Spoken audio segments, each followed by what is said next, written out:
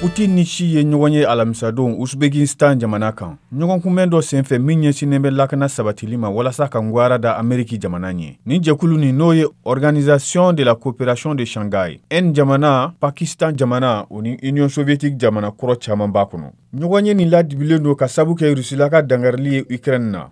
O ni fɛnɛ lombo laban mun bɛ Ameriki jamana ni Chine jamana ni ɲɔgɔn cɛ.